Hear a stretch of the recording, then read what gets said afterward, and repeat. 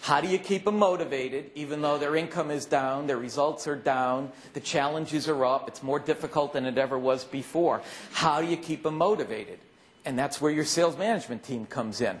I mean, you, as CEOs, as presidents, you can't keep everybody motivated, but that's why we have a sales management function, and more than ever before. Well, it's an interesting question in that because of all these assessments we've done, almost 500,000 salespeople, on our way to 14 million, by the way.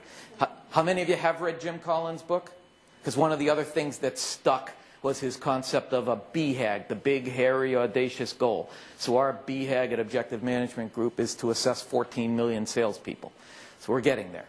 But one of the things that we looked at just last month is we took a big mess of data from pre-recession and an equivalent-sized mess of data from now, and we compared them to see what has changed in 18 months.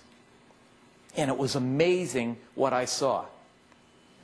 You ready for this? Yes. Nothing. The salesperson, the sales force, the sales managers are essentially, the data looks identical to what it looked like 18 months ago, with one exception. There has been a significant increase in the amount of time sales managers are spending on motivation. The question is, are they doing it right? And there's a big difference between how a sales manager effectively motivates salespeople versus demotivates salespeople. It's got to be constant. It can't be, you know what, I haven't motivated the troops for a couple of weeks now. Today'd be a good day for me to motivate the troops. It has to be every time you talk to salespeople. It has to be daily. It has to be ongoing. And it has to be different for every salesperson. So one of the things that you should be learning in your sales force is what motivates each of these salespeople. It's not just money.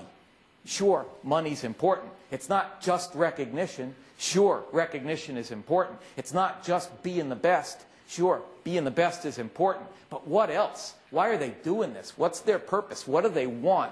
And the more you know about what motivates your salespeople, the more you can remind them to keep that in mind instead of a number they're struggling to hit. If all you're doing is pointing to a number and showing the gap between it and saying, come on, we got to pick it up, that's not motivation.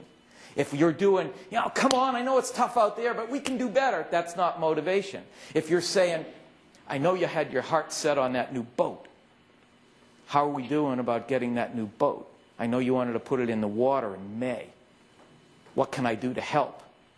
That gets salespeople focused on the right stuff, gets them thinking positive things, and it gets them asking for the kind of help that they need to do a better job and to be more effective and to get back on the plan that's required in order for them to put the boat in the water May 1st. So I could talk a whole day on motivation. I'm not going to. But clearly that is the single biggest thing that's changed in the last 18 months, is the need for sales managers to be more effective than ever at motivating. Anybody else with a question?